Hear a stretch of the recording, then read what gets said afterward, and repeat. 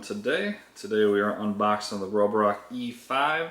This is the model with the mop. So you can pick this model up with or without the mop, which I really like that they give you the option. Personally, I'm not a fan of the mop. It is only $20 more to get the model with the mop, which is very cheap. And it will do overall a better job than not mopping. But if you watch this channel, you know I'm not a fan of any of the robot mops that have a vacuum built in as well. But anyways, let's go on to the E5 model. This has a lot of promising features that should make this a very good budget-friendly robot vacuum. This one does have what they call an optic eye sensor built in and 2 gyroscopes, so it should know exactly where it's been and where it needs to go. So I'm curious if this model can clean my entire floor plan. This also has a couple massive upgrades to the E4, and that is 2500 PA suction, which is quite high. I believe the E4 only had 1800 or 2000. And then this also does have the 5200 mAh battery, which I think every robot manufacturer out there, you guys need to be putting big batteries in your robots like RoboRock.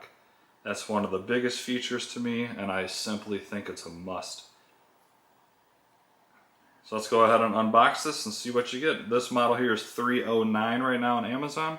You can pick it up without the mop for $289. If you're interested, I'll throw the links down in the description. Straight to Amazon for you. So let's go ahead and see what you get. If you watch this channel, you know I'm a huge fan of RoboRock. They're probably my favorite robot vacuum other than my iRobot S9 Plus. But currently, I actually think overall I like the RoboRock S7 better than my S9. But then we're talking, $900. This guy's $300. So I'll be comparing this to other robots in that price range. But I think this one's going to come out on top. So this is a pad you also get with the mopping bundle. You set this by your dock, and if you have it on carpet, you don't have to worry about the mop getting the carpet wet when it is done. Here is that mopping attachment. This is gravity fed. It is not electric. So personally, I'll be straight up, I would buy the model without the mop only because, like I said, I'm just not a fan of mopping robots. Instruction manual. This also does come with a remote control, which is nice. You can connect this to your app as well. And of course it comes with batteries for it. First you get the power plug. That is a must, obviously. Here is the dock. Basically the same dock they use on most of their machines. And then of course the robot vacuum itself. Let's go ahead and get into the robot itself. This is a single side brush robot, like most RoboRocks. I actually prefer that. It doesn't scatter debris as much on hard surfaces.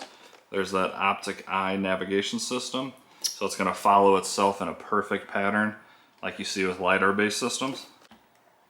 Let's take a look at the dirt bin. This is a 640 milliliter dirt bin, so quite a nice size.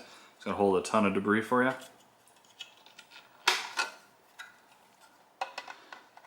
One thing I wish RoboRock did, which I'm sure they will in the future, this is very minor and just something I like, is that real thin mesh that some manufacturers are putting as kind of like a pre-filter to where the filter doesn't get as dirty as quick, and it's just so much easier to clean,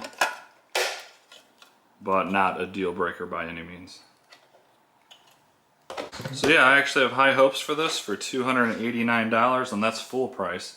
So you might even be able to get this on sale around Black Friday. If this cleans as good as I'm thinking it's going to be, it's going to be a very, very good budget robot vacuum.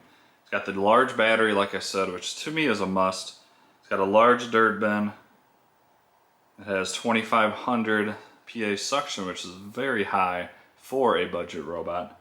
So I think this guy's going to do a very good job. And let me know in the comments what you would like to see with this. Do you think it can handle a pretty large floor plan with multiple rooms? I don't know. I'm very curious to see if it can. And if you enjoy this video at all, please do me a favor, smash that like button. consider subscribing.